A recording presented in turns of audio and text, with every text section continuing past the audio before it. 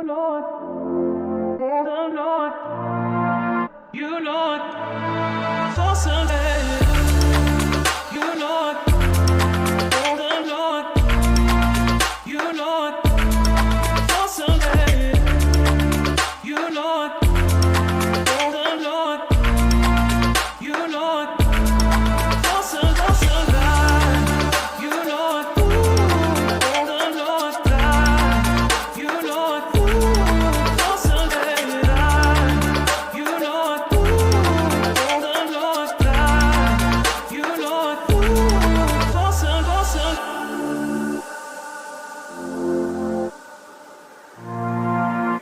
Sunday. You Lord, the Lord, you Lord, for Sunday. You Lord, the Lord, you Lord, for Sunday. You Lord, the Lord, you Lord, for Sunday. You Lord, the Lord, you Lord, for Sunday.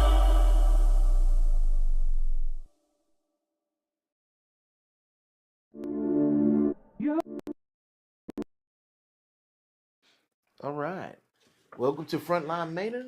I'm your host, Kevin Stewart, Mr. Durant, if you did not know. And we have our friend Wayne, the historian, here again today. And we're going to talk about some more Manor history. All right, yeah. Remember last time we talked about the history of how Black folks played a part in Manor history. Right. We're going to continue where we left off Okay. last time. I got two different stories this time. One is about the Park Springs Baptist Church and Cemetery, Okay. and the other is going to be about the Clayton Vocational Institute, which was a school here in Manor. Okay. And both of those were all Black stories. All right. All right. So Let's do it. all right. Park Springs Baptist Church and Cemetery goes all the way back to January 3rd, 1881 is when it started. And from the history that I've found about the church, they got together to form the church first and then added the cemetery onto it. Okay. But the information about the church says that the first meeting was on January 3rd, 1881, where two preachers, Reverend Alonzo Johnson and Reverend Jesse Shackles, got together with six other people out. I don't know whether they were in somebody's house or whether they were out on the road somewhere, but the story that they give just says they met at where, at that time it was Galloway Road and the Manor to Weberville Road where they intersect. Okay. They met there and made plans to form a new church. And I don't know exactly what the problem was, but it was 6 years later before they were able to raise the money to buy the property. Wow. So- How much was the property? You know? $25. Really? Yeah. And it took 6 years to raise $25? I don't know. Their history just says that 6 years later, in September of 1887, it's the way they worded in the history is that following negotiations and raising of funds. So I don't know exactly how that all worked, but you remember we talked about last time, or maybe even before that, about a man named Addison Lane, who added the land to the north side of Manor, and the Bloor House was bought. The Bloors bought their land from Addison Lane. Right.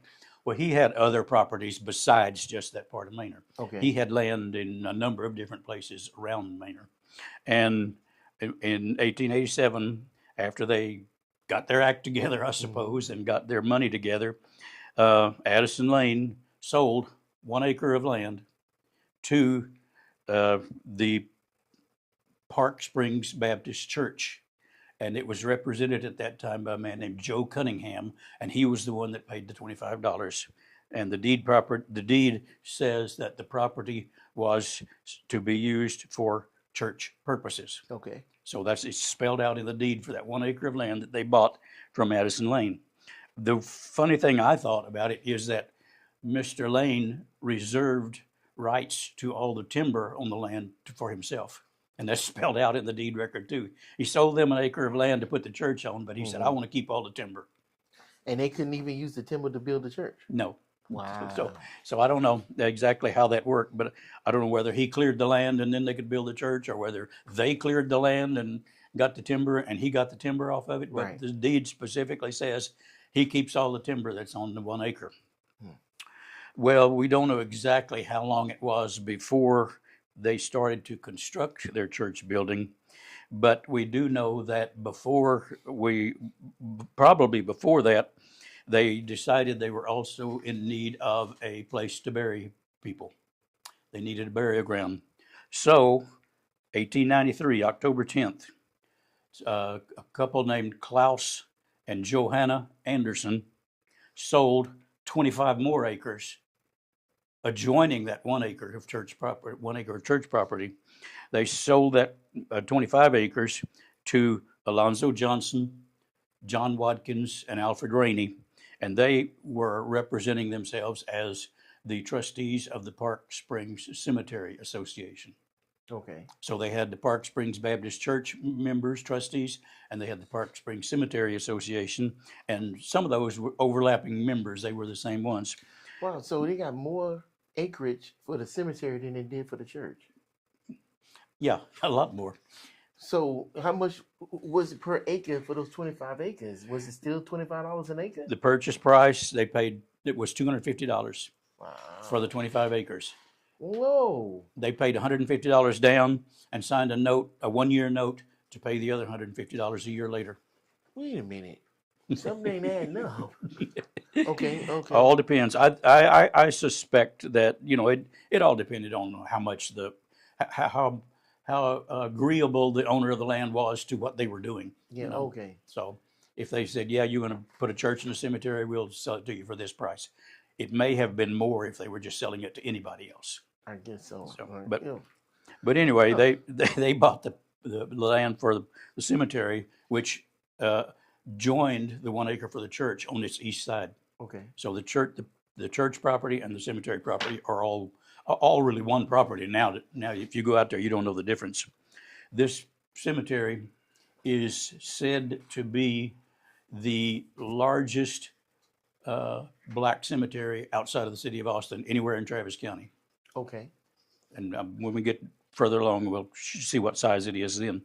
But it was the largest African American or black cemetery in Travis County, anywhere outside of Austin. There's some bigger ones inside of the city limits of Austin, but anywhere else, this is it. And at some point, we know that the trustees or the people from the church bought some lumber. I don't know whether it was to build the church or what, but in Travis County deed records, you can find a mechanic's lien for 1898. And it was made out to Charles Hodge, Peter DeWitty, and James Cunningham. They were the trustees of the Park Springs Baptist Church. And they bought $400 worth of lumber from Manor Lumber Company. Huh. So, But it took them a long time to start building on the church. yes, that's why I say I don't know exactly when the church got built, whether they Wow. had already built the church, because you don't find any record of that, and whether they were adding to it or improving it or something. But this lumber, I don't know. But they did say, that's the only thing you find is this in 1898, where they bought the lumber and said it was to be used for the church. Okay. That's all it said. Well, it said used for improvements on the Oh. church property. So maybe the it church was may have built. already been there, but we don't know. Okay. Anyway, let me go back and add one thing in here. The name Park Springs. Okay. I think I know where that name comes from, but I've never seen anything that says absolutely for sure that this is why it's named Park Springs Baptist Church and why it's named Parks Spring Cemetery. Okay. And there's a lot of disagreement on whether it is Parks Spring or whether it's Park Springs or whether it's Parks Springs or, where the S goes, on which word the S goes at the end of the word. There's a lot of disagreement as to. Wait, how is it disagreement? It hasn't been figured out all this Well, time? you see it written in different documents and Right. different places. You see it written all different ways. Wow. Okay. I think it should have been Parks Spring Baptist Church. Parks with no apostrophe is, right? Right. The name. Okay. Parks, like multiple parks, Spring. Yeah. One reason I say that, I got two reasons. One is that there are a number of people whose last name was Parks who are buried in the cemetery. Oh, okay. Also, I have an original deed record from 1910 where Addison Lane, the guy who sold them the 1 acre, Mm-hmm. where Addison Lane leased 100 acres of his land in that same general area to two men whose last name was Cunningham. He leased 100 acres for them to graze cattle on. And in that deed record, he says that he was leasing it to them for 5 years from January 1st, 1911. It would be a 5-year lease. Mm-hmm. And in that deed record, he says, and this land is better known as my Park Springs property. Huh. He specifically says my Park Spring property. But further down in the deed record, after he's leased it to them toward the end of the deed record, he says, however,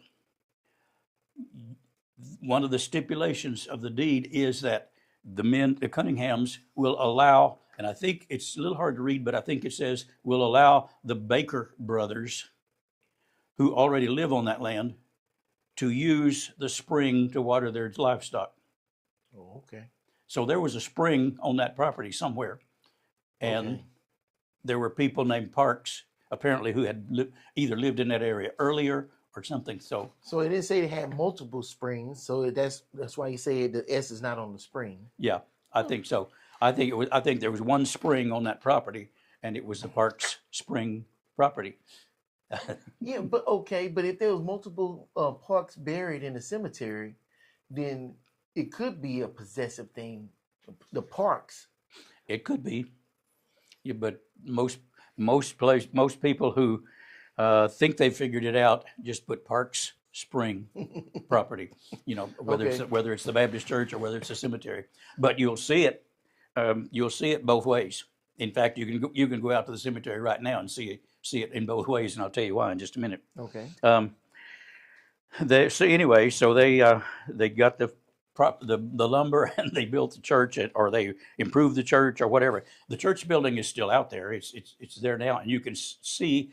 I'm about 99.9% sure they added on to it twice. Okay. So because the church building is just a small wooden frame building, but then there's another part that they built on the front of it. It looks like, and then there's another part that goes off to the side. So they added on there over the years, but.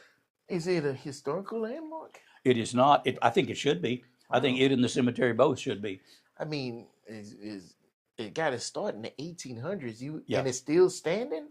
I mean, that's a testament in itself. It's not exactly the most beautiful church now, but Oh, I bet. it's just a white frame church, just like those little white frame churches you see lots of Really? places. It's still there. Yeah. What road is it on?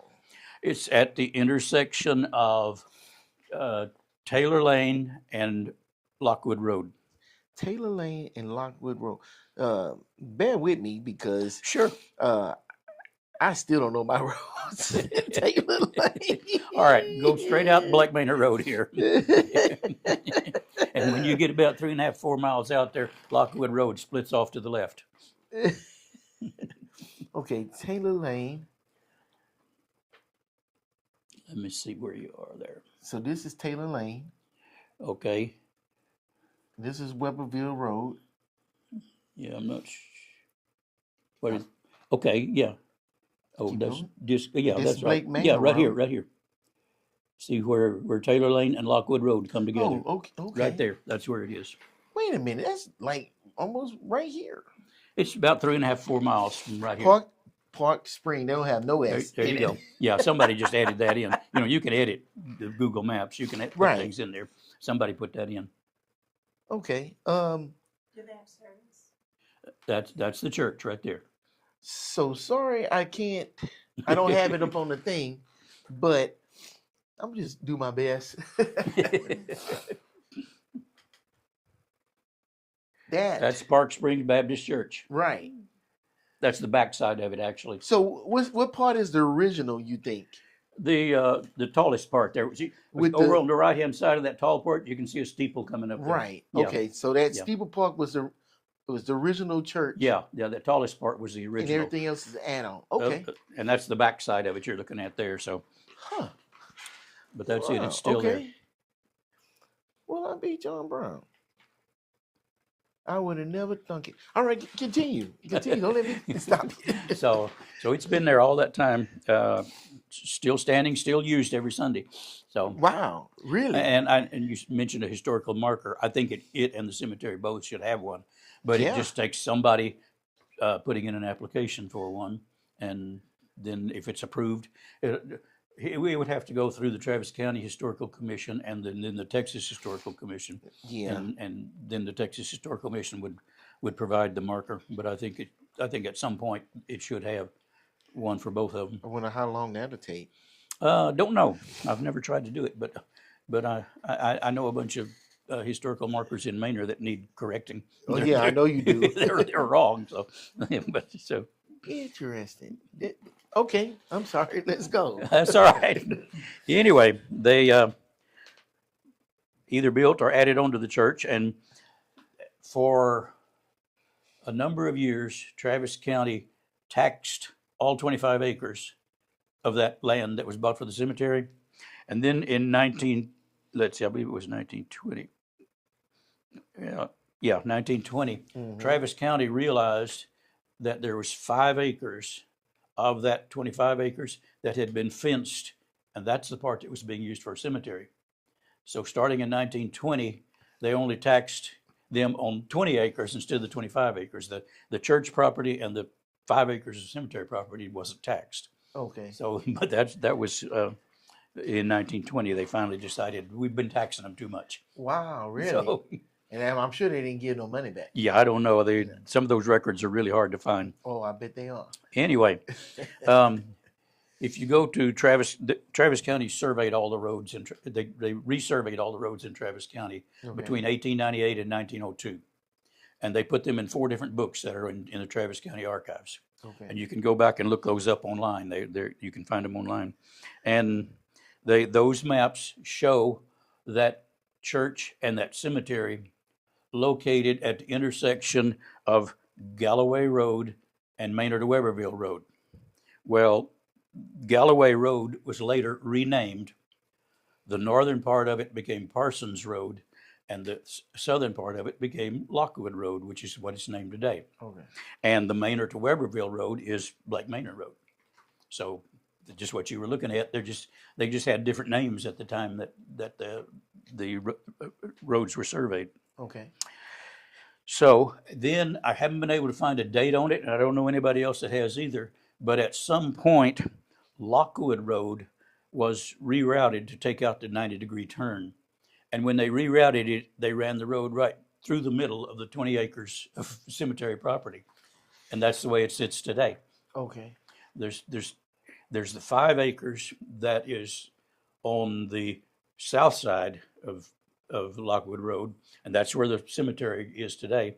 And then there's 20 acres that are on the north side of Lockwood Road, and nobody's sure, absolutely positive whether there's any burials over there or not. There may be, but I don't know that there would be. But they have plans to survey it to find out. Okay. So anyway, they did have to make that change at some point. Just to, I think, like lots of other roads, they took out the 90-degree turn because where I live, there was a 90-degree turn at the corner of the property that my parents bought in 1952. And at some point, Travis County came in and cut a nice little gentle curve around there so that it doesn't make that 90-degree turn anymore. Okay. And they just basically eminent domain that piece of the property. Well, no, they purchase. Oh, okay. They'll purchase just the area that the road takes up. Okay. Yeah, because I've got the deed record where my parents originally bought 51.53 acres, and there are deed records from Travis County where they paid them a certain amount of money for a little bit of road where they rerouted the road a little bit. They paid them a little bit of money for that land. Okay. So it's not exactly 51.53 acres anymore because the county took a little bit of it to change the road. Probably 51.50 now. Who knows what it is? Anyway, Okay. over the years, and I can't tell you when this started or how long ago it's been going on. Over the years, the cemetery became extremely overgrown Okay. with trees and brush and weeds. And there was a lot of people that dumped trash out on the cemetery property. If you go, I don't know if it's still there or not, but it was right in behind the Baptist church. If you go back to where the trees start, you could see a big pile of construction debris that somebody dumped in there. Okay. So it got to be in really, really poor condition. A lot of the headstones were broken in several pieces, and some of them were kind of buried in the dirt.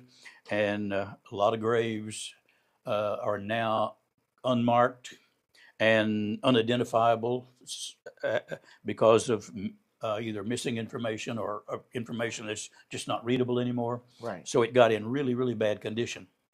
And 5 years ago, a man named Jeffrey Lee got together with several other people and started a group of volunteers to restore the cemetery.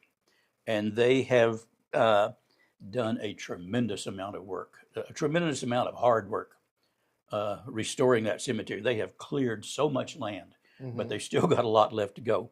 But they've cleared a lot of the brush out. They've restored a lot of the headstones. They've hauled off a lot of the trash that was on there. In fact, in 1923, I mean 2023, Boy Scout Troop number 365 from Round Rock, they made it a project of theirs to create a marker for the cemetery. They got this huge limestone rock that stands up on its edge, Okay. and they carved out Park Springs, and that's where it says Parks Springs Cemetery in the marker that they provided, and that was put up at the corner of Old Lockwood Road and Lockwood Road. The old Lockwood Road with the 90-degree curve in it, I mean 90-degree turn, is still there. It runs on the south and east sides of the cemetery, and then the new Lockwood Road runs on. I don't know whether you can. So this side right here is where these. Yeah, you can see Old Lockwood Road there. Uh-huh. See, the green one is Lockwood Road. This is the way it used to go. Oops. Right. Right. It used to go this way, but this road the Old Lockwood Road is still there. So the marker they put up is right here. Right here in this corner. Right where Old Lockwood Road and Lockwood Road comes together. Oh, once again. So he's saying, there we go. So the 90-degree turn. Oh, this is hard right there. 90-degree turn. And he's saying right over here. Oh, this is impossible. Right there, that corner is where the the mark is. The Boy Scout troop put up a really nice marker there. Yeah. Okay. And it's only been there a couple of years now, but it does say Parks Springs Cemetery on it. So, but there, prior to that, there was just an old wooden sign up at where there's a little road that turns into the cemetery. You won't see it on there, but there's a little dirt road that turns into the cemetery. And prior to that, there was just an old painted sign right up at the entrance of that dirt road that said Park Springs Cemetery. So this is interesting.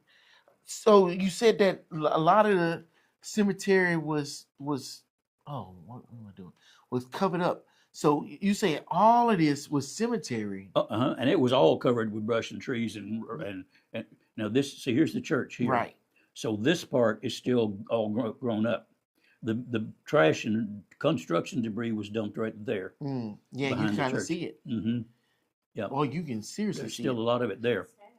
But this part over here is where they've started restoring it. You can see you can see how that's all cleared out over there. Yeah. All you see there is trees that they've left standing. You saying all of this is cemetery area, right? That hasn't been cleared out. Right. And wow, one more time, I have to show you this. I wish I had this thing hooked up. This is awesome.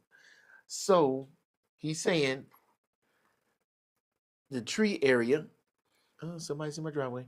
That dense tree area right here is still cemetery, but it hasn't been cleared out. And further over here, where that road splits it, and there's less trees. Right. You can see where they've cleared all that out. Wow. And they've really done a good job. So that's a lot of work to only get just a little bit done. Yeah. Wow. Yeah, they've been working for 5 years now, off and on. Wow. Whenever the weather permits and whenever they Mhm. can. In fact, just this morning they posted another message on Facebook saying they've got another cleanup day scheduled for this Saturday. Wow. And so you, like you said, they cutting down trees? If trees that are ugly and no good, they're cutting them down. But Okay. if they're a nice, good tree, they're leaving them standing. Okay. Yeah. And just clearing the brush, raking, cutting the Right, grass. right. And if they come across a gravestone, I mean, what do they do? It's amazing the number of gravestones they have found and had them cleaned up. Some of them they've even restored them. Well, let me give you a couple of examples here. During that process of cleaning up the cemetery, the graves of two of those men who signed the deed for the purchase of the 25 acres for the cemetery have been found. Wow. The Reverend Alonzo Johnson, and in fact, he was the first pastor of the Park Springs Baptist Church. Reverend Johnson was.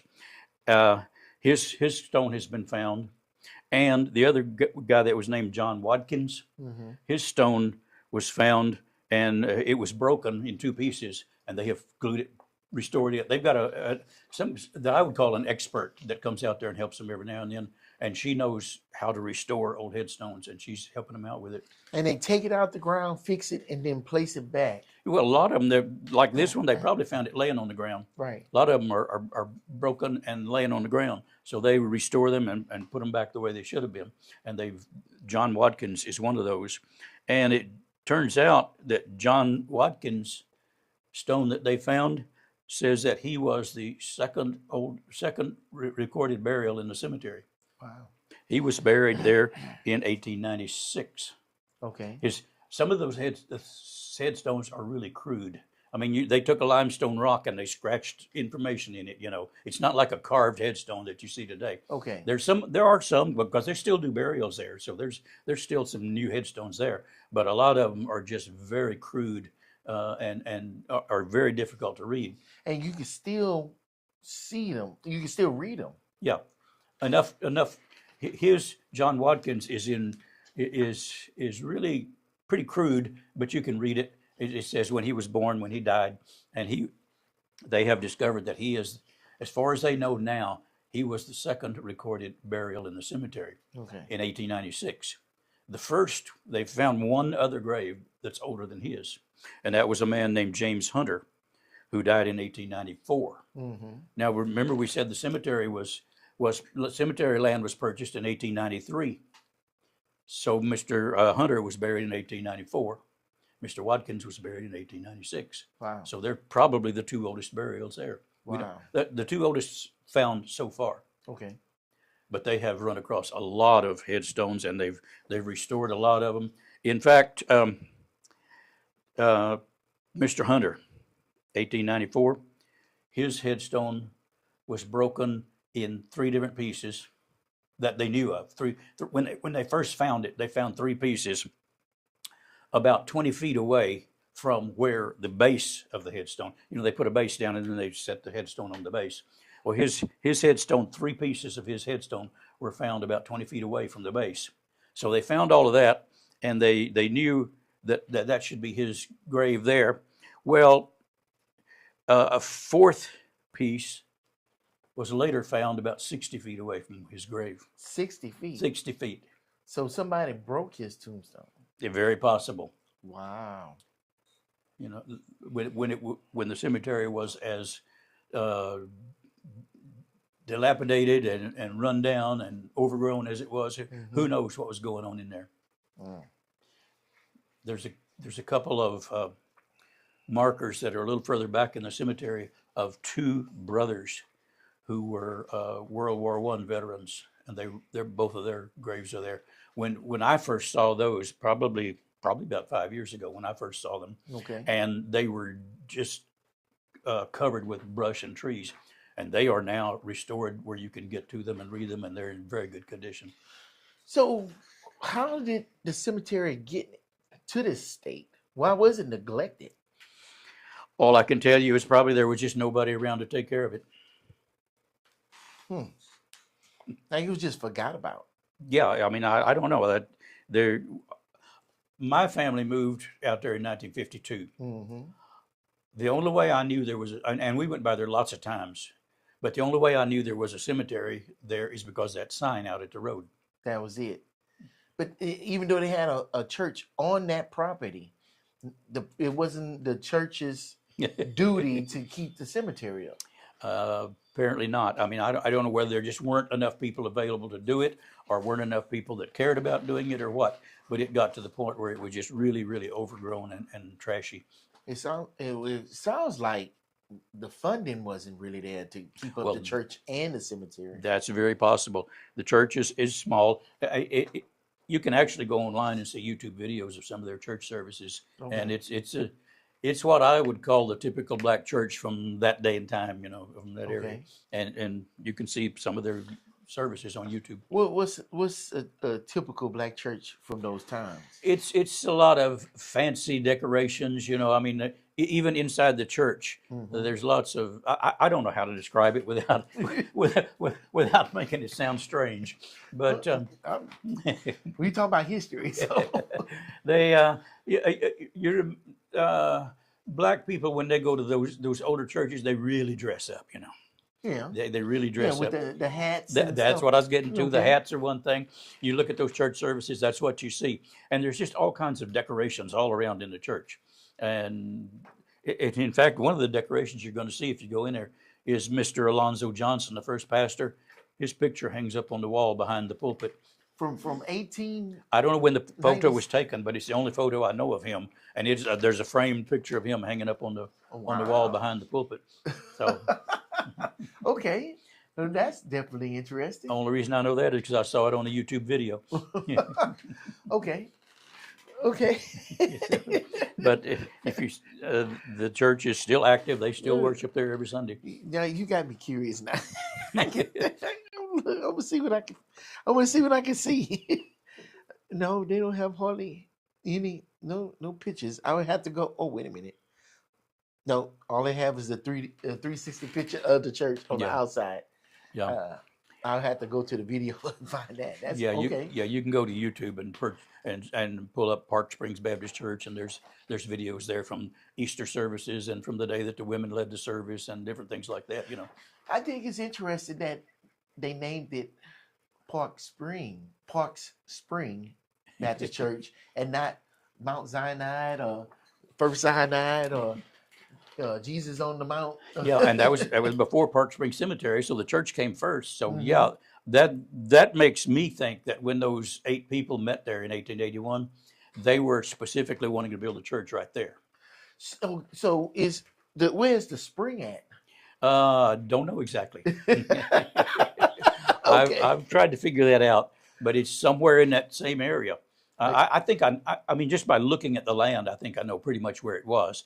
But it's it's private property. I can't go down there and find out. Fair enough. I just think that's interesting. Yeah, but I think it's very close. I think it's very close to where the church is. The road that goes through the Lockwood Road that goes through there. It comes up by the church, and then it makes a curve this way, and then it makes a curve that way, and then it makes a curve back this way. So it might be curving around. So yeah. So because I rode the school bus there for 10 years going down that road. So, but it just curves around, and I think it goes up and down some little hills there, and I think down in one of those lower places is where that spring was going to be. Okay. But I can't prove it because I can't get down there into that property. But anyway, they've done a tremendous amount of work cleaning that place up, and they're determined to get the whole thing done. And every time they post a message on Facebook, it gets shared to 3 or 4 different Manor area Facebook pages. In fact, I shared it on the Manor Historical Society Facebook page this morning because they're asking for volunteers. Okay. They want people to come and help. They need people that have rakes and hoes and axes and string trimmers and mowers and trailers that they can haul off a lot of stuff. They've got some kind of agreement worked out with a dump. I forgot exactly where they said it is now, but they let them haul that stuff in there and dump it for free. Oh, that's good. And so they've got a deal worked out where they can do that. That's good. So they have people that bring their trailers. One person who's helped them a whole lot lives directly across the street from the cemetery. His name is Gerald Johnson. Mm-hmm. Gerald Johnson married I mean, not Johnson, Gerald Thurman. And this was probably maybe, I don't know, 10, 12 years ago. They bought the property that's right across from the cemetery there. Mhm. And Gerald Thurman married a person that I went to school with. So that's how I happen to know who that is. He married Carolyn Taylor. I went to school with Carolyn Taylor for 10 years. Oh, okay. So I knew who she was, and then I found out who he was. But he helps them a lot.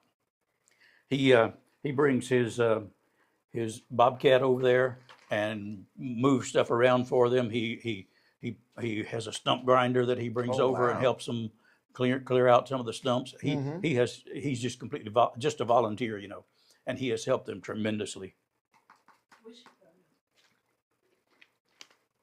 But every time they post a message like this, wanting cleanup about another cleanup day, they're asking for more volunteers to come out and help. Okay. They've got a lot of people who do. So is this a nonprofit organization that's doing this? Yeah. Okay. So far it is, I think. Yeah. Okay. So, and they've done a lot of work. They've really made a big difference so far, but they've still got a long way to go. Yeah, they do.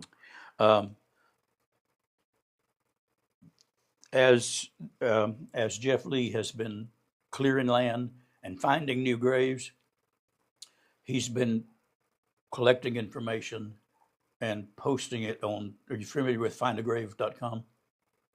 No, I'm not. It's a website. It's called Find a Grave. It's a website where you can go and plug in names or cemeteries and find out a record of whoever's buried there, if somebody has put it in there. And it's been around for a long time, quite a few years now, and it is very popular for this sort of thing. You can go to the Find a Grave website and plug in Park Springs Cemetery, and it shows that as of this month, Mm-hmm. as of this this month, they know of 696 graves in that cemetery, and they haven't finished clearing it yet. Wow. Wow. Yeah, Jeff Lee posts his information under the name of This Old Scarecrow. That's the name he uses on there all the time. So before they started, how many graves was claimed on that website? None? Probably none, yeah, because nobody had been putting there, yeah. Wow. So I don't know, Wow. but they now list at least 696 burials in that cemetery. And the name of the website is Find a Grave. Find a Grave.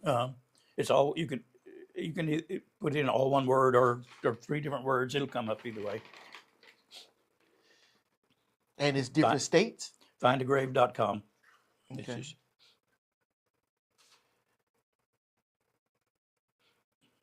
All right. Yep. And so you can put in the information and search for people's names, or you can search for cemeteries, Huh. and if somebody has entered it, it's going to be in there. All right. So I'll be using that after this. Yeah. I have a grave I need to find. You know where? I know the cemetery, but he didn't get a gravestone.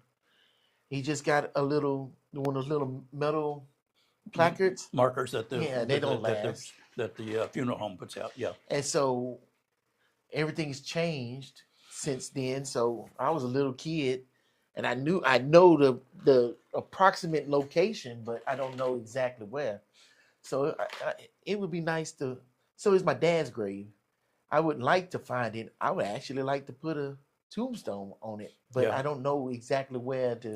Well, a lot. to go. Yeah. The thing is, a lot of the information, or probably most of the information on there, is done by individuals that go out and find these graves and collect the information, and they put it on there. Oh, so it's not a company or a corporation or anything that does this. It's individuals who, if somebody has been to that cemetery and they found that grave, and they know they look up any records they can find about them, and they'll post it all on there. Okay, so if they have just a cemetery marker on it, that's not there anymore, so they're not gonna be able to find that. They would need to have cemetery records to be able to know. Most likely, yeah. Okay, understood. Yep.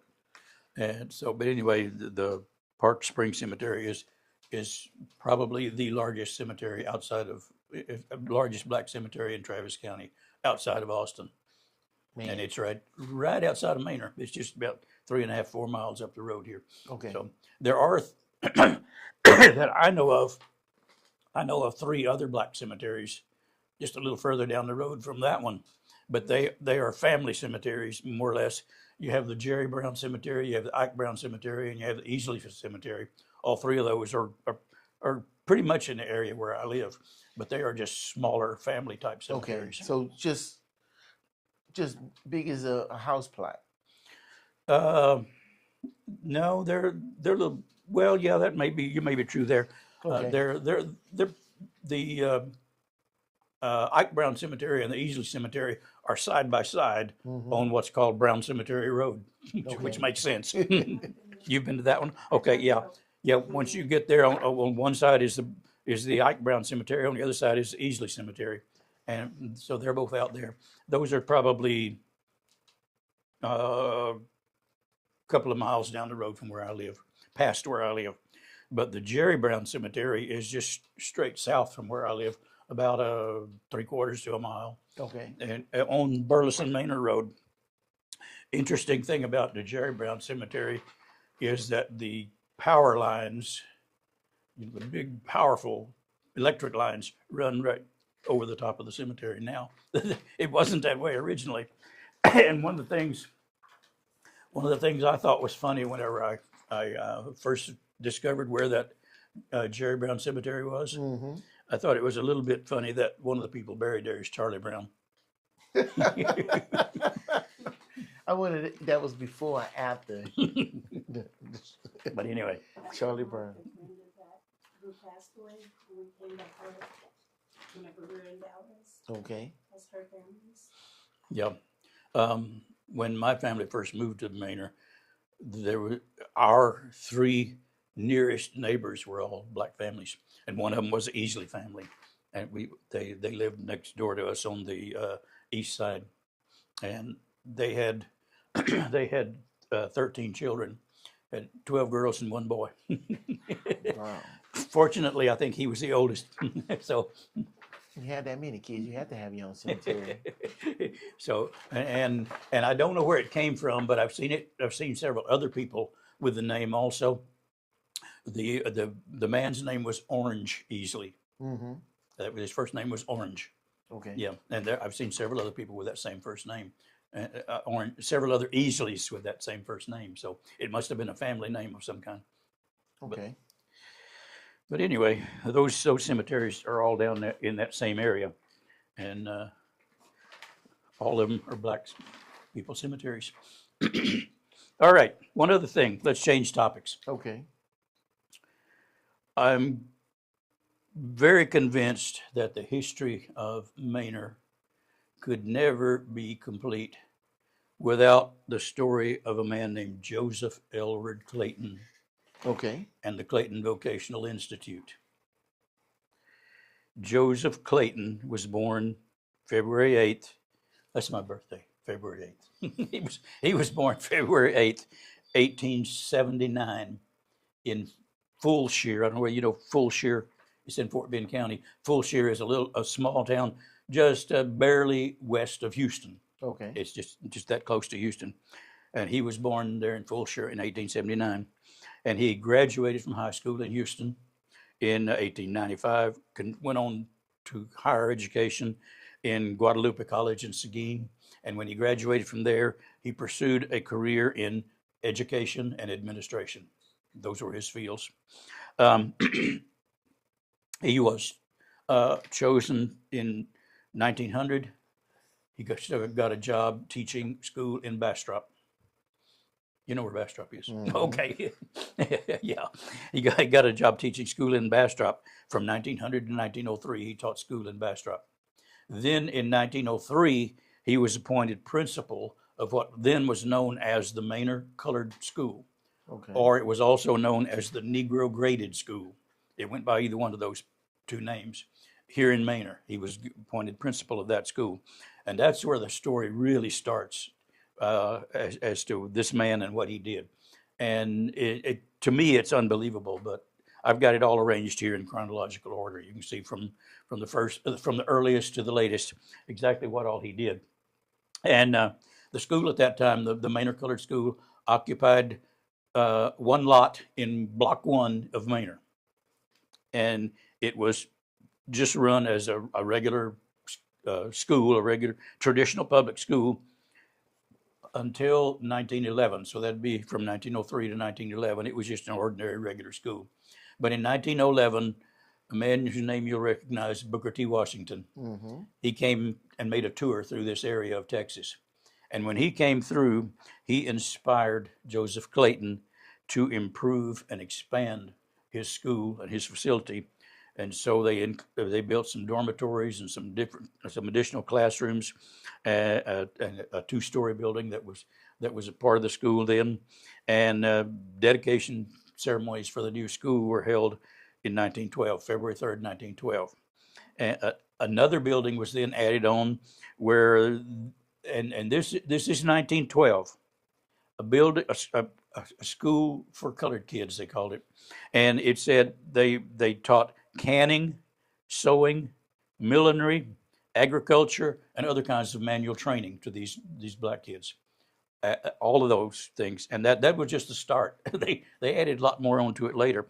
They even built a cannery where these kids could bring the crops that they produced on their farms, and they could preserve them so they could have them later on. You know, not just canning at home, but Right. they had a cannery built on the school So like grounds. a professional cannery. Yeah, on So, the school grounds. okay, so Yeah. they can put it on the store shelves. Yeah, Huh. Okay. and as I said, that's just getting started. Yeah.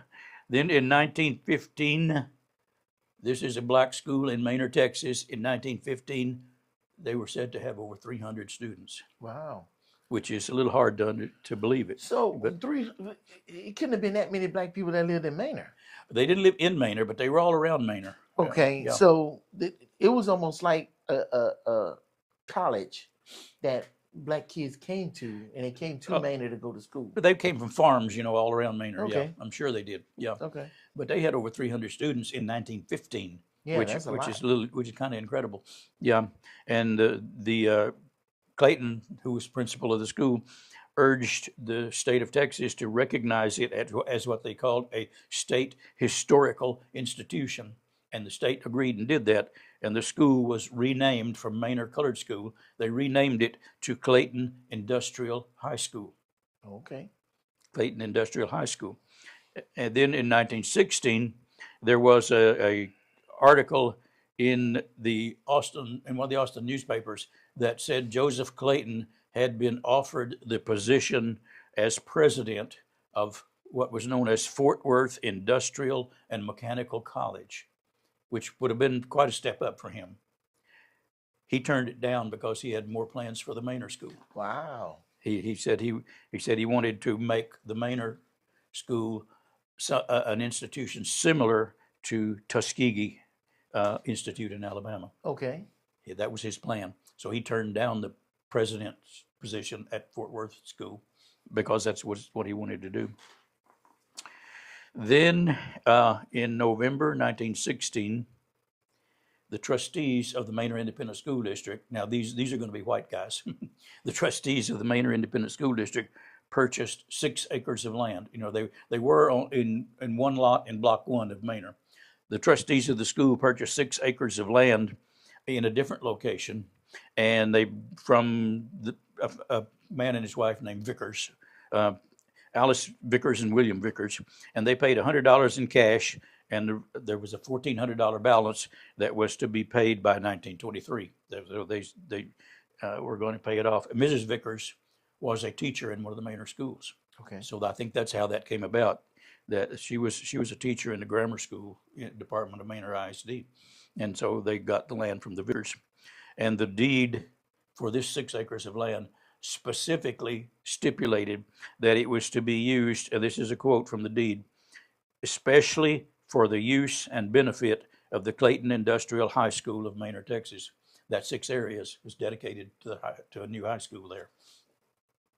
1917, United States Congress passed what was known as the Smith-Hughes Act, and that promoted vocational education in agriculture, trades, industry, homemaking, and they provided federal funds to back up these different schools that were going to be teaching these things. And the Clayton Industrial High School was one of only 4 schools in the state of Texas that got funds from that. Okay. And I still think that's absolutely incredible that Mm-hmm. that day and time that a black school in some little place like Manor, Texas, was chosen to be one of only 4 schools in Texas that got funds from that act. Okay. Um, I don't know who George W. Brackenridge was. I've tried to find out and I haven't been able to. But a man in 1917, a man named George W. Breckenridge, who lived in San Antonio, paid off the note that was still due on those 6 acres of land, Mm-hmm. and released the property to the Manor ISD, Manor Independent School District, for the use of the Clayton Industrial High School. Then the next year, the same guy, George W. Breckenridge, put up $7,000 as 1/2 of the purchase price of 75 more acres that adjoined these 6 acres. Wow. He put up half of the price for that, and a man named William Ludecky, who's big in Manor history, a man named William Ludecky, who at that time was president of the Farmers National Bank here in Manor, Okay. and he put up the other $7,000, and they bought this 75 acres of land next to the 6 acres that the school was on then, Mm-hmm. and the plan was to develop that into an experimental farm where they could grow all kinds of crops and everything, and the students in the school would learn how to do all this stuff on that 75-acre farm. Okay. There was a article in the Statesman newspaper in Austin from March 9th, 1918, that said that it gave the details of the ceremonies that had been held for the dedication of a new what was known as Breckenridge Hall on the school campus, and it listed at that time the members of the staff of the Clayton School. Okay. And of course, Joseph Clayton was a principal, but he also taught mathematics and science. A person named Texana Robinson taught history and geography. Maud Kellogg was in charge of the intermediate department at the school. And then another Maud Icard was in charge of the primary departments. A man whose name just lists his name initial as C. Morrison was just listed as a general assistant. But then there was a man named J.J. Hayden who taught agriculture and other manual training skills. And then the last one they list was a person named Brittie, Brittie, Brittie Clayton, who taught domestic science and arts. Brittie Clayton originally was Brittie White, but she had married Joseph Clayton back in 1899, and they had, I think it was 4 or 5 children together. But so Joseph Clayton was principal, and his wife taught domestic sciences and arts in the school. Domestic sciences, that's like homemaking and stuff. Probably. Okay. Yeah, that sort of thing. All Yeah. right. March 15th, 1918, they held dedication ceremonies at the school, and the next day there was an article in the paper that said, and this is another one of those things that really surprises and kind of shocks me. The article said, ceremonies incident to the dedication of the Clayton Industrial Institute, a Negro institution at Manor, which, including a new building and 100 acres of land, is valued at $50,000 in 1918. The Clayton Industrial School was valued at $50,000, which is very unusual for black schools in that day and time. Yeah. Extremely unusual. But it was something special. August 20th, 1918, another newspaper article from Austin. The headline was, Negro Institution at Manor to have aid of national funds in prosecution of its work. And the article went on to explain how that the Clayton Industrial School at Manor would be receiving $1,000 a year from a group called the Slater Board of Education in Virginia, and they would also receive $500 a year from the General Board of Education of New York City. What? It seems like everybody was investing in this because they saw the potential into it. I think you're exactly right. Okay. $1,000 a year from Virginia and $500 a year from New York, all being invested in the school in Manor. Right. But and that's a lot of money. I mean, if we did. What year was that? 1918. 1918. we gonna find out. Hold on. And it's $1,500. Real quick, get you a drink.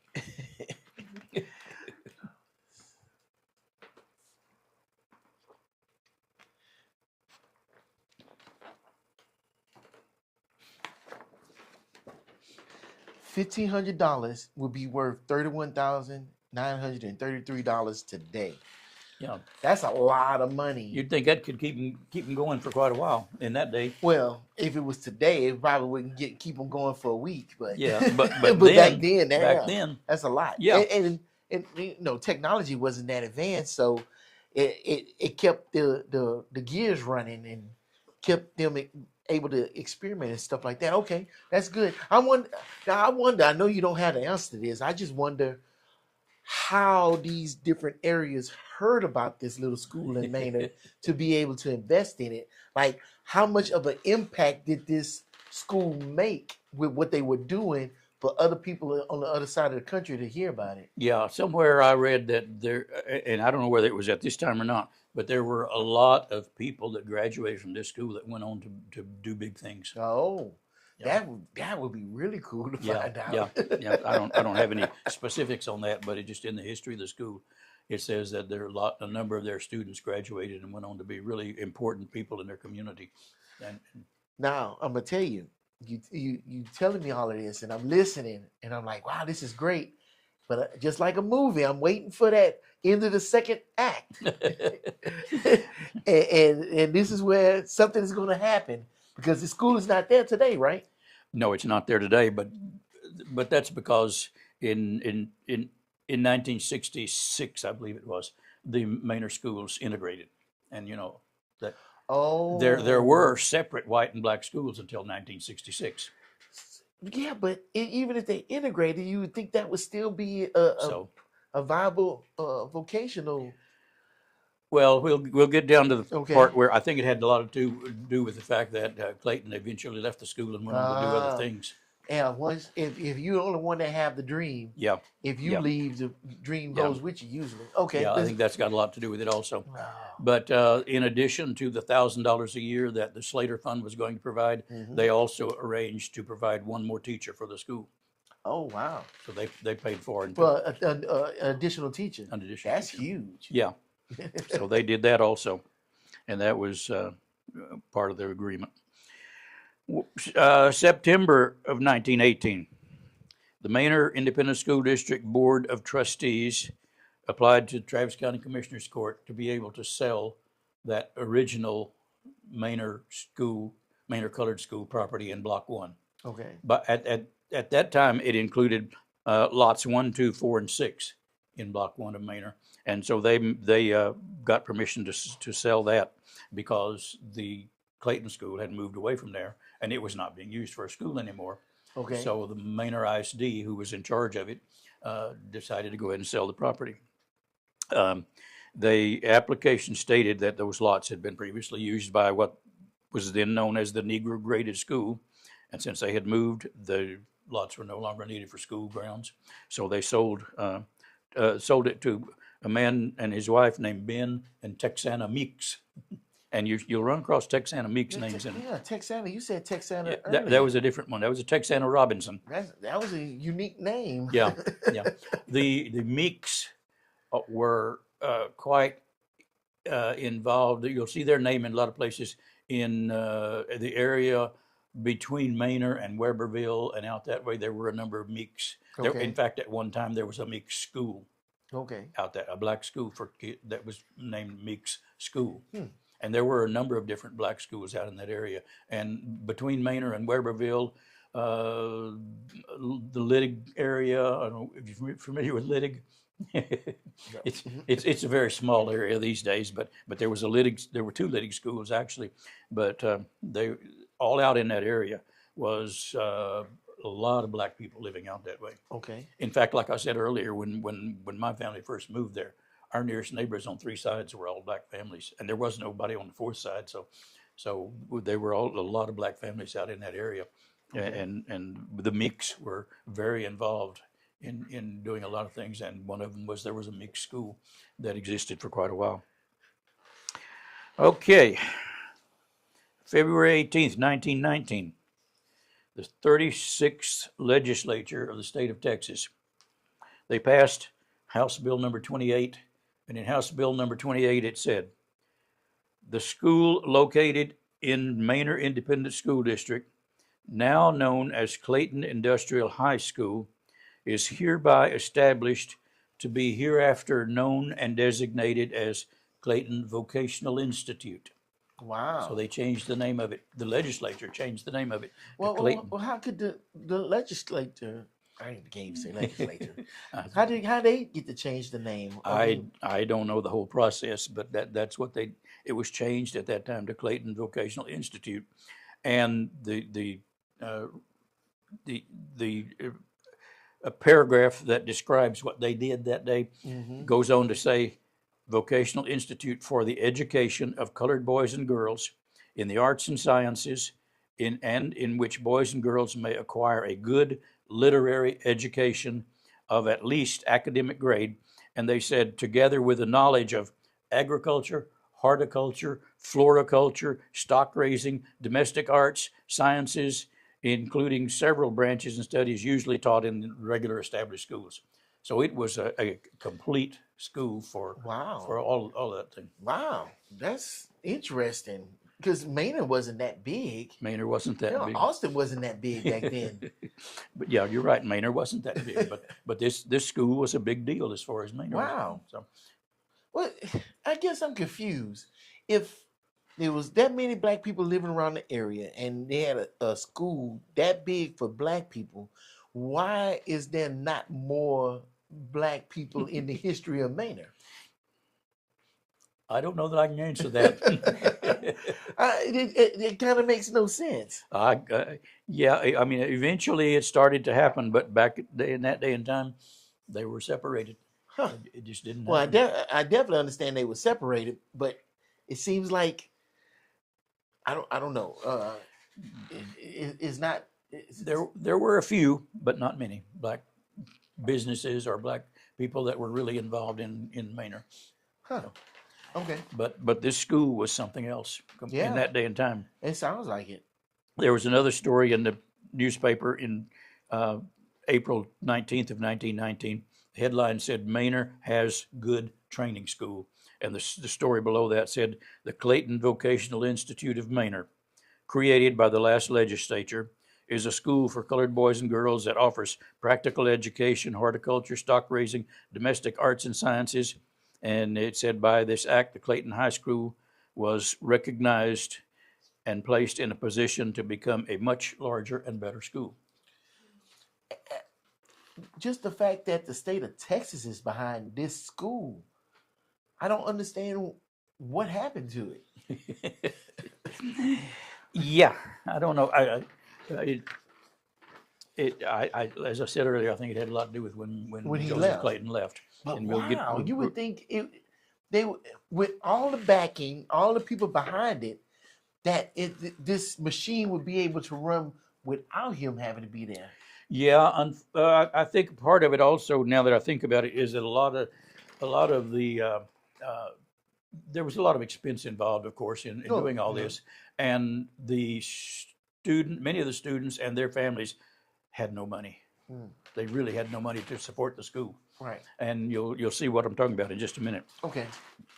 Anyway, San Antonio Express newspaper on May 7th, 1919 said, Governor Hobby, state of Texas Governor Hobby, today sent to the Senate the following nominations for trust fund commissioners for Clayton Vocational Institute in the Manor ISD. And this was a funny thing to me too.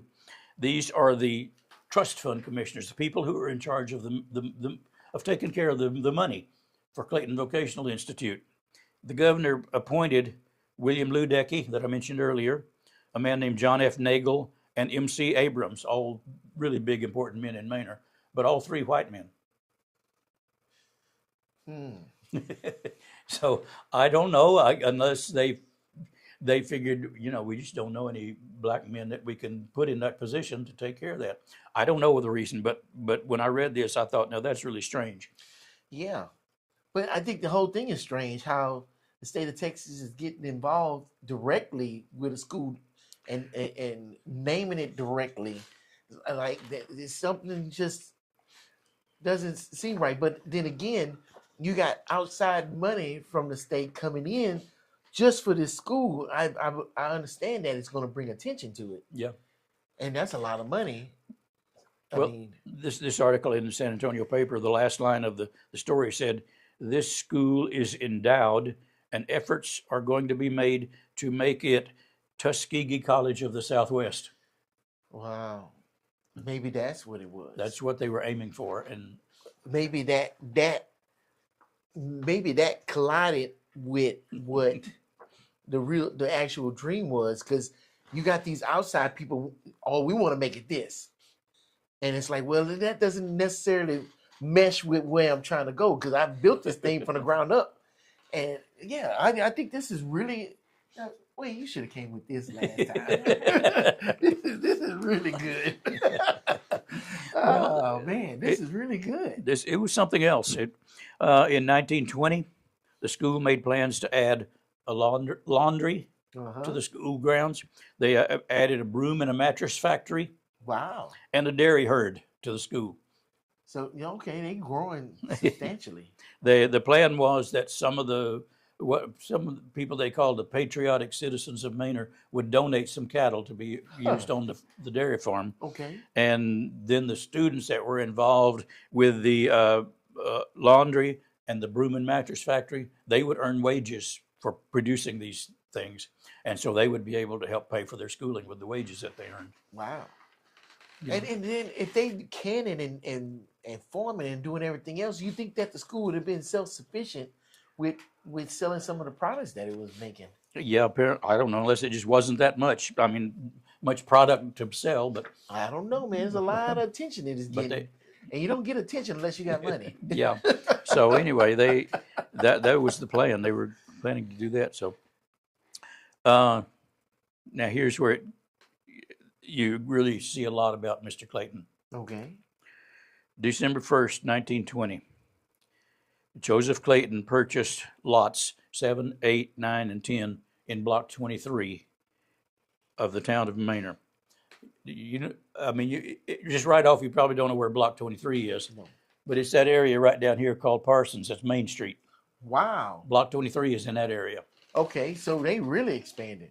Yeah. This was Clayton himself. This was Okay. not the school. Okay. Clayton himself purchased those 4 lots in Block 23, which was the business district sort of Manor, from a guy named Judge Wilbur Allen, who was a philanthropist in Austin that still owned this property for some reason.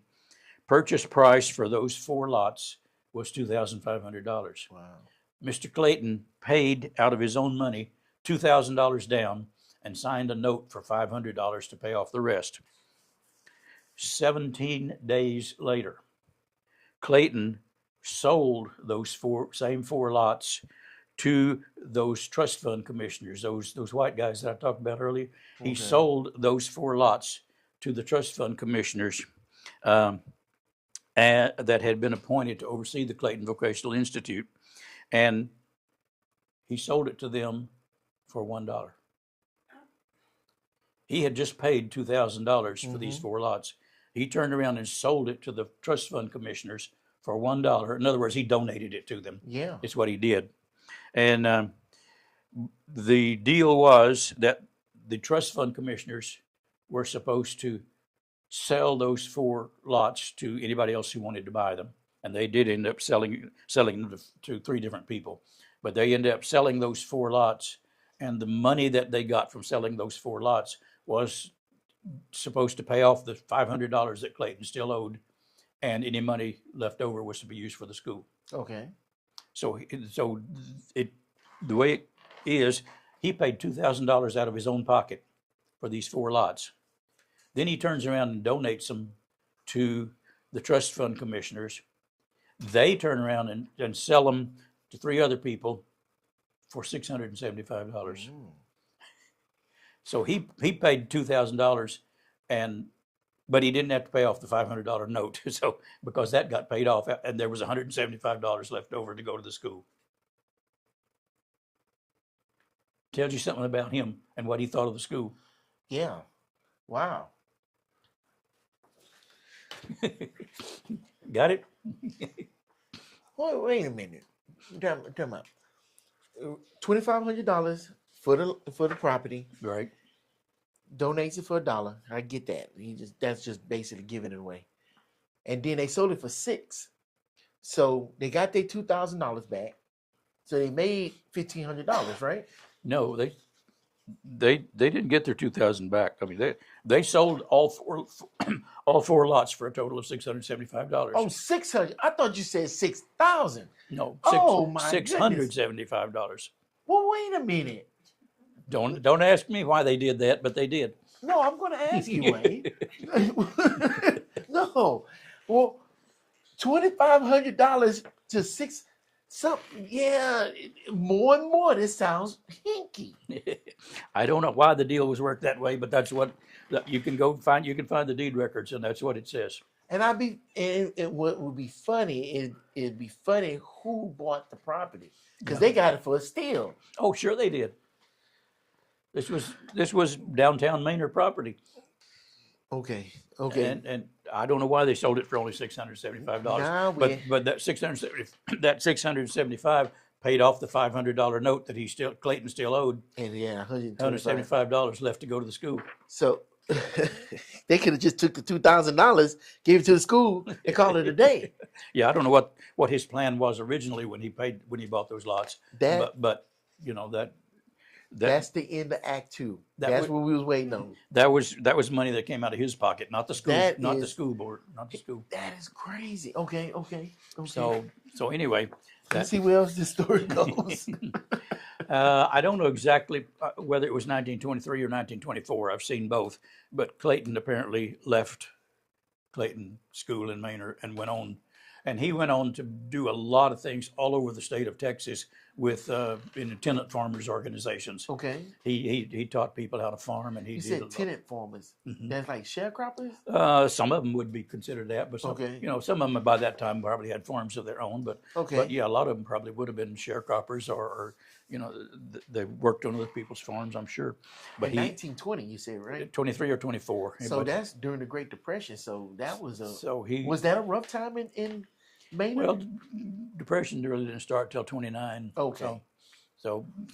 But from 23 or 24, whenever he left, he went on to do a lot of things all over the state of Texas with farmers, and he was really involved in that sort of thing. Okay.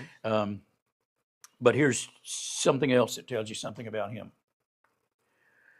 There was an article in the paper again, Austin newspaper in 1923, that Clayton had written, and he was saying that, let me make sure I get it right here. The article said it included a review of the work and the activities of the Clayton Vocational Institute during 1922 and 23. And this was the way Clayton laid it out.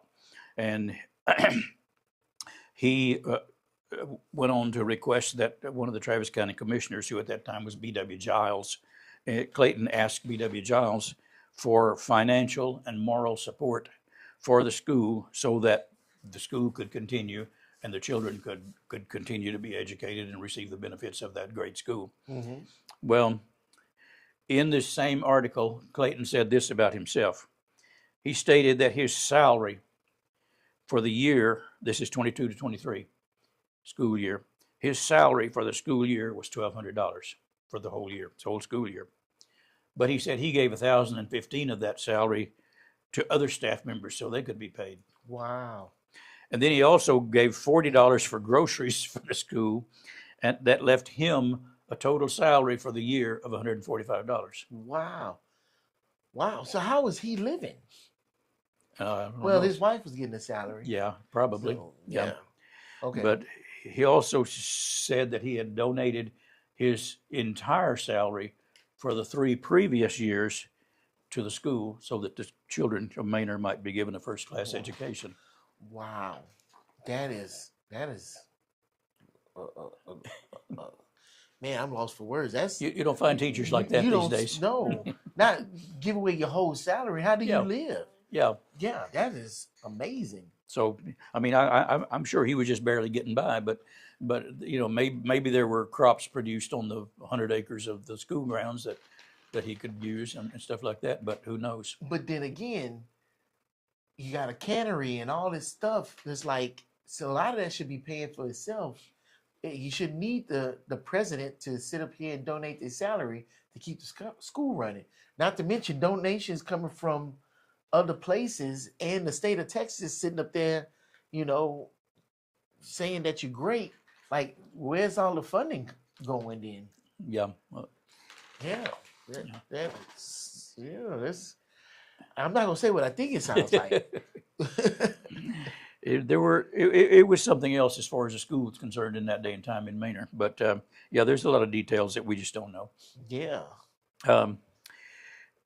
Clayton also said in that same article that those 4 lots that he sold that he donated to the trust fund commissioners, it hadn't appeared anywhere else until this article came out, that one of those lots had a 2-story 10-room house located on it, and that he had donated all that to the trust fund commissioners. And at that time, he said he did that because there were over 420 students in the school that needed an education.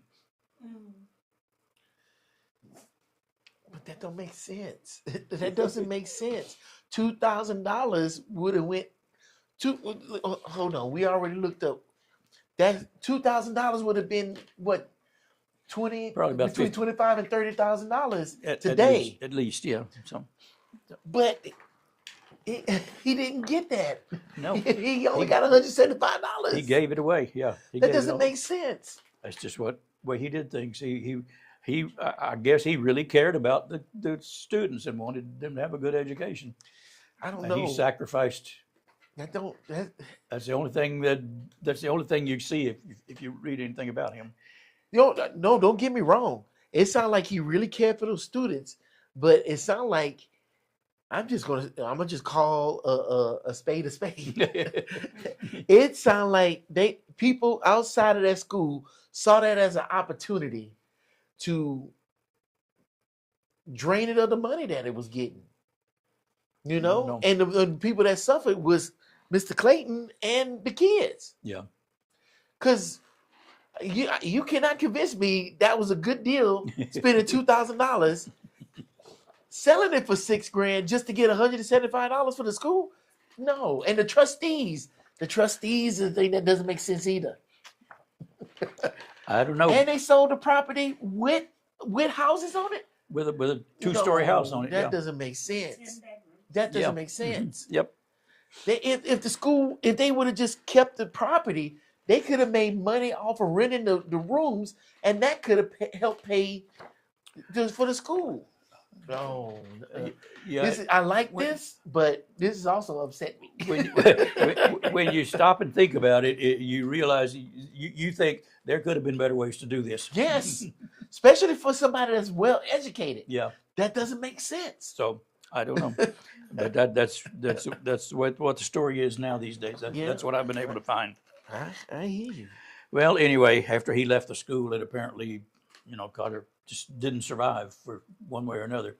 I mean, of course, there were still schools in Manor for black kids, but at some point they became just another part of Manor ISD. Because even when I started school in Manor in 1952, there was the white school and there was the black school. Was that school still around when you started school? Like any remnants of it? Parts of you'll see that in just a second. Parts of it were. When I say parts of it, I'm talking about the buildings. Right. Yeah. In 1984, Texas Historical Commission erected a historical marker at one of the very last remaining buildings of that school. Okay. And the marker said, in 1903, Reverend Joseph E. Clayton was called to be principal of Manor's first black school. Under his leadership, the educational program included vocational and mechanical training, as well as the study of languages, arts, and sciences. In 1919, the facility became part of the public school system and was known as Clayton Vocational Institute. Clayton, who served as principal until 1925, and that's why I say I don't know exactly what year he left, later was an active leader in the Southern Tenant Farmers Union. Throughout its history, the separate school for black students produced a number of outstanding graduates. And that's what the historical marker says. And the historical marker, of course, is still standing. Okay. But in 2017, the marker was moved from that other building where they had placed it, I suppose because the other building was in really poor condition and was not, it probably wasn't going to last. It may have been even torn down, I don't know. But in 2017, the marker was moved to where it is today, and its present location is in front of probably what is the only remaining building from the black school, the separate black school in Manor. And unless you've been to the, just on the other side of the railroad tracks to Cary Manor Street and gone all the way east on far as you can go on Cary Manor Street, there is the Travis County Rural Community Center there. And right next to that is the building that used to be Manor Volunteer Library. Manor Volunteer Library was shut down when COVID hit in 2020. And that Manor Volunteer Library was in the last remaining school, building of that black school. And that's where the marker is today. It stands in front of that building. Okay, so where is that at? You got to show me. So that's the school over there, Old Highway 20, is Palmer. So we going that way, correct? No. Okay. It's gonna be right over that way. Actually, let me see. Yeah, Where are we? we are back this way. Yeah, okay, yeah. You're going to be Close to us. see Cary Manor Street. Okay. If you here's Lexington where the red light is right there. Mm-hmm. If you come across the railroad tracks, there's the railroad tracks. You come south over the railroad tracks and turn this way on Cary Manor Street. Yeah. And you go right down. Let's see, where are we? All the way down to the end of Cary Manor Street. That building right there is where the historical marker is. Okay. And so they moved it there, but that's not necessarily where. That is where the black school was when I went to school in Manor. Okay, so that was the actual vocational school. Well, I don't know if it was, or whether it was added later, but that's the building of the historical marker sits right here at this end of the school building. And the Travis County Rural Community Center is over here. See there, it shows it right there. Okay. But this historical marker is right there. Yeah, right there. All right. So one more time. This is, next time I'm gonna have something better so we can see this stuff. Because I think it's important that we know where these things are located. So I'm gonna zoom out. So basically, back here, when you see that little park and ride for the train, Yeah. you keep going down the road. Go down the road. I'm doing this like I'm in the mirror, so bear with me. And this little white building right there where my tip of my finger is. Scroll in some more. Yeah. This building right here, that's what he's saying was the old color school. And that is where the vocational school was. The 6 acres they purchased and the 100 acres was all right there in that area somewhere. We don't know the exact dimensions of it now, but that's where the Clayton Vocational Institute was. Yeah. Wow. Which later on turned into just the Manorized, the black school, because I clearly remember when I started Manor School in 1952, when in 1953, they built a new elementary school for the white kids. Mm-hmm. And at the same time, they had built 4 new rooms for the black school. So, and that would be part of it. Did you say they built how many new schools? They built a new elementary school for the white kids where I was. But then they built four Rooms. new rooms onto the black school. Wow. And I think this one that we're looking at there is one of those. Oh, But one of it's the still, add-ons. yeah, but it's still on the Clayton Vocational Institute property. Wow. Wow. But, Okay. but it's the only building of the former black school that is still left, still existing. And it was for a number of years, it operated as a Manor Volunteer Library. But when COVID hit, it was shut down, and it has not been reopened because it actually belongs to Travis County. It doesn't belong to the city of Manor. Okay. The building actually belongs to Travis County. And the story that I've been told by several people, including those who should know what they're talking about, says that the building is just so full of asbestos that it would No, it's cost not more, even worth it. cost more than it's worth to try to reopen it. Yeah, that is not an easy thing. I've Yeah. seen that personally. Yeah, Okay. Is that it about the vocation? that's pretty much it. Wow. I tell you what, this has been a really good night. I like this. I like the fact about the cemetery. And look, you want something to do, because I'm thinking about it too. I'm like, man, I could actually help. I mean, I would like to see this cemetery restored myself. And thank you for the information. Look out for that on the Manor pages. Be a part of that. Be a part of something besides the everyday.